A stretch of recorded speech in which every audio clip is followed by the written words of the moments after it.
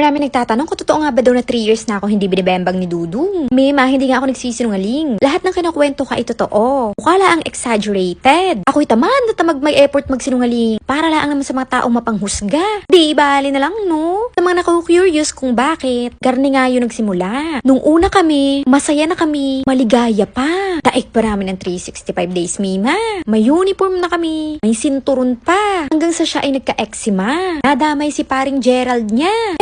Tagal noon gumaling. Digat super dry iyon. Sakit pag may bang-bang. Napupunit ang skin. Taon iyon bago gumaling. Pabalik-balik. Hanggang sa siya'y nasanay na. Nagnobat na si paring Gerald. Digat kahit naman ang kotse. Pag di mo pinaandar, nasisira na ang baterya. Gayon ang nangyari kay Dudong. Naging awkward na din sa kanya. Kaya kahit siya'y gumaling na, hindi na familiar sa kanya si Aling Judith. Kaya nga puro shaking object ang binibili sa akin. Kahit ako nga'y nasasanay na. Dati may pag-crying ladies pa ako. Kuluntoy na nga si Aling Judith. Wala nang kamoys-moys. Day 3 years ng Desert Island eh. Malapit nang mag-closing time. Tataka naman kayo, ba't ko hindi iniiwan? Paulit-ulit ko itong sinasabi. Choose your poison. Ito ang poison na di naman ako nalalason. Kung baga, tolerable siya sa akin. Nagsabi naman siya ng meet and greet ni Gerald at Judith. Month at day nga lang. Tentative pa daw sa year. At Mima, totoong naglayas ako kanina.